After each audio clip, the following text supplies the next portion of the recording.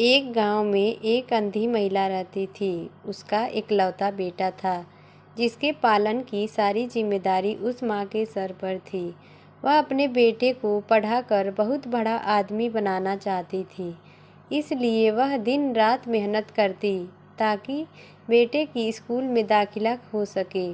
अब उसके बच्चे का दाखिला हो गया था। स्कूल के बच्चे उसकी माँ को जानते थे। सब लोग उसे अंधी का बेटा बोलकर चिढ़ाते थे, जिसकी वजह से उसे अपनी माँ पर शर्म आने लगी। अब वह अपनी माँ से चिढ़ने लगा था। 15 साल बीत गए। वह बच्चा बड़ा आदमी बन गया था, बहुत ज़्यादा धन कमाने लगा और अपनी बीवी और 2 बच्चों के साथ वहीं शहर में रहने लगा। वह शहर जाकर अपनी माँ को बिल्कुल ही भूल गया था। उसकी अंधी माँ उसका इंतज़ार करती रह गई। अंधी माँ को अपने बेटे से मिले 15 साल हो गए थे। लड़के की कोई खबर नहीं आई। अंधी माँ से रहा न गया। वह बेटे से मिलने शहर आ गई।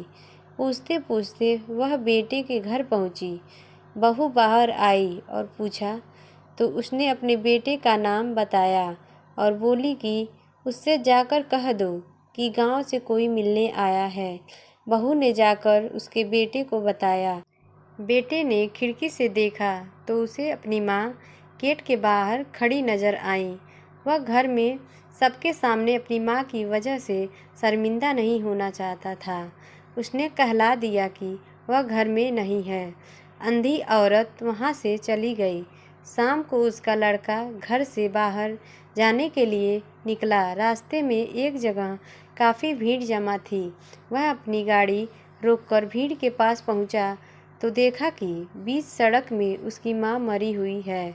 उसके हाथ में एक चिट्ठी थी जिसमें लिखा था, बेटा, बड़े दिन हो गए थे, तेरी कोई खबर नहीं मिली।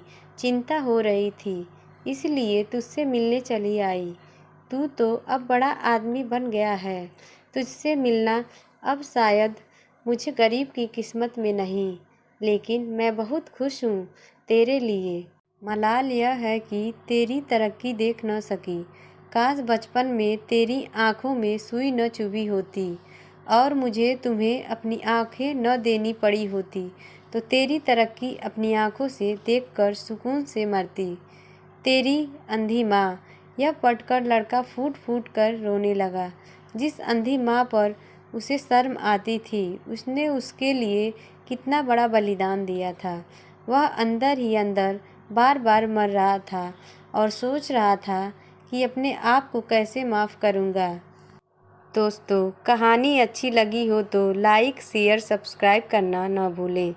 Thanks for watching.